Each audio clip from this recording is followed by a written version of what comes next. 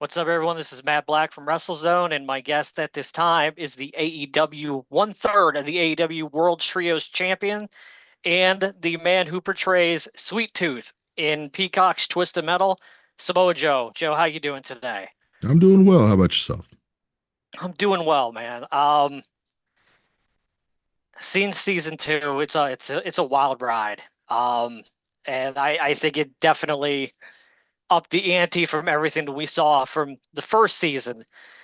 But this is a franchise that's been around for a long time. The game we haven't had a new Twisted Metal game since 2012, but with the surging popularity of the game of the franchise now through this show, have you heard any rumblings from Sony that they might be interested in relaunching this as a video game franchise going forward, or is this mainly going to stay in the realm of a television show for now? Um, I rumblings, yes. The substantial the how substantial those are, I don't know. I know at one time there was a studio tapped, and that studio is no longer part of the Sony family. So, yeah, I don't have any solid answers for you, but I will say, your sentiment I think is echoed by many people and many game players. Me being a gamer myself, I wouldn't mind seeing a new Twisted Metal. So, let's just hope a lot of positive requests in that direction might make that materialize. And I could see it being something because obviously the show is a lot of fun. I think a lot of people are going to enjoy it, and what better way to celebrate the show than with a equally awesome video game? Yeah, I couldn't agree more. Um, Throughout the second season, I felt the show got a little darker in tones compared to the first season. Would you compare season two of Twisted Metal more along the lines of Twisted Metal Black as comparable to the early iterations of the Twisted Metal games?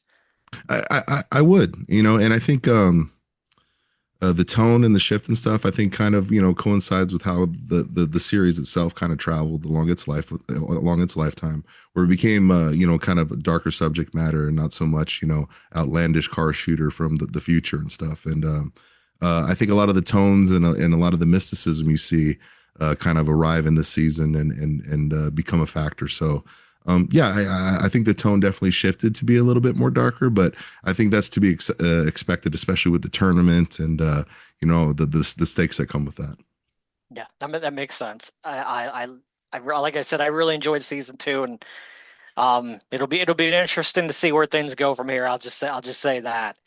I know you've mentioned in previous interviews that you do all of the lines for Sweet Tooth on the set when you're interacting with the other actors and stuff, and then Will Arnett, voices over it.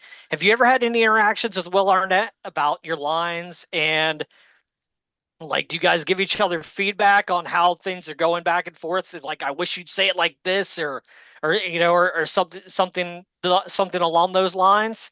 I mean, mainly like me and Will got together at the beginning of production, and we kind of go over what we wanted the tone for the character to be and kind of the expectation. And for me personally, just listening to a lot of Will, kind of just understanding his cadence and how much time he likes to inhabit on a dialogue line if I can, and trying to leave him that same amount of a space when it comes up time for him to dub over. So I mean, yeah, that's collaborating with Will, definitely getting the tone and getting the temperature right of the character, and then sending him the best takes we can for him to choose from, and produce the sweet tooth that you see on screen. I mean, it's a collaborative process. It's got a lot of steps, but it's managed to be pretty seamless and pretty without any big complication. You know what I mean? Like, it's been pretty smooth. He's enjoyed my work. I've enjoyed his, and hopefully that will continue for seasons to come.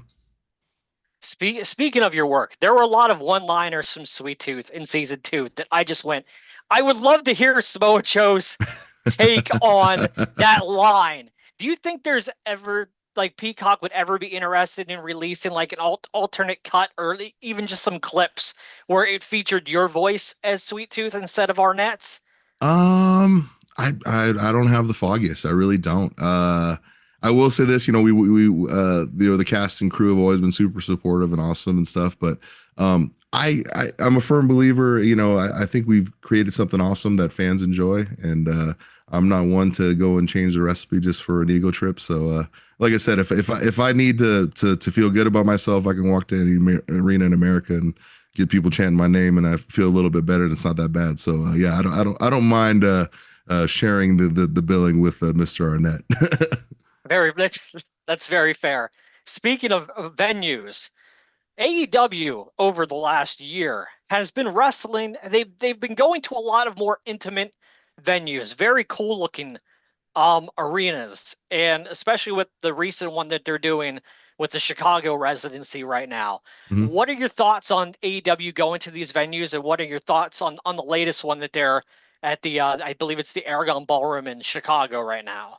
I think it's great. I think like I said, I've atmosphere and environment. I think often can make a show, and I think that these smaller, more intimate atmospheres, the energy is more tangible in the room.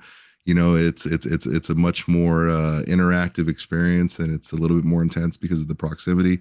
And I've always enjoyed kind of those venues. You know what I mean? They're always a lot of fun. So yeah, I think it's a good deal, and I will look forward to see what next wild venues we have set up here for the future, because I heard there's a bunch and they're pretty varied. So yeah, we'll see what the future brings.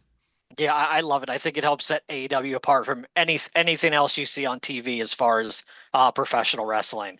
Mhm. Um, there is a lot of speaking of venues at the same point when you switch over to Twisted Metal, there's a lot of dark, weird settings throughout season 2 of Twisted Metal. I'm sure you've wrestled in some pretty weird places throughout your career. What would you say is the weirdest place you've ever wrestled in? Ooh, I mean, I've wrestled in strip clubs. I've wrestled in rodeo, essentially like the holding pen for all the cattle. Oh my. I've wrestled at CFL halftime shows. Yeah, I mean, there's been some pretty wild venues in my time, but I don't know. I wrestled on the back of a U-Haul truck that was converted into a ring on Monster Garage. Like it's That's yeah, crazy. there's been quite a few wacky venues in my time. Yeah, I'm sure I'll remember a few more once we get done with this interview. That's wild. The last time we saw you on AEW programming, all in Texas, you were stretchered out after a post-match attack from the Death Riders. What's your status, and when can we expect you back on AEW programming? Obviously we're working through concussion protocols right now, something that I'm going to take very seriously, and we'll see. Hopefully doctors will clear me sooner than later, and we can make amends for things that maybe shouldn't have gone on. If you're going to be out for an extended period of time, do you see someone else, maybe a returning Hook or somebody stepping in for the ops to take your spot while you're away? Or is Tony going to allow the trios titles to remain just with you, Shibata, and Hobbs until you return? I think the decision on what happens to the trios title is firmly in the hands of the ops, and I don't think that's an issue. As for being replaced, I mean, you know what? We're going to wait and we're going to find out where we're at with the docs first, and then we'll make those very drastic, very life altering decisions. But be a little bit premature to do that now. Very fair. Take Name 3 AEW stars that you think would not only survive but thrive in the world of Twisted Metal. Very good question. Ooh, 3 AEW stars who would thrive. For as much of a cockroach he is, he'd be perfect. Would be Mox. I mean, I think he would more than be able to handle himself in the post-apocalypse, mainly because it is inhabited mostly by scumbags and cretins, and I can't think of a bigger scumbag or cretin than John Moxley. Let me think here. Who else would do pretty well? Um, I think Serpentico. And I'll tell you why. Various members of the AEW roster have tried many, many times to just absolutely annihilate this man, yet he still walks around. And it's amazing because, the things we do to him, you'd think he'd never walk again, but here he is skipping and hopping all backstage. So I think that, once again, this is one of those things that's just unkillable. Just might do too well out in the post apocalypse, And yeah, It's a fair list for now. Okay, fair enough. What would be your pitch to someone who's never seen Twisted Metal yet, has never played the game? What would you tell someone who's just on the fence about deciding to check out this show later this month, or binging season one to get to season two? What would you tell someone who's not familiar with the game or the show at all? I'd look him straight in the eye and said, "Hey, listen, you like Mad Max, but you hate Australian accents. Watch Twisted Metal, Bubba. Get all those dirty Aussie accents right out of that production. Get this apocalypse American like it should be. You know what I'm saying?" No, I would tell them this, man. Listen, if you like to see cars laden with machine guns battling each other across the greater breadth of the United States, if you want to see a wacky action comedy where some of the craziest stunts and things you'll see on TV will be present, watch Twisted Metal. That sounds good to me. I don't want to take up too much of your time, Joe. Thank you so much for this interview. And for everybody watching, don't miss season 2 of Twisted Metal on Peacock on July 31st, with the final 3 episodes airing on August 28th. Joe, thanks so much for your time, and I hope we can do this again soon. Absolutely. Thank you. Thank you.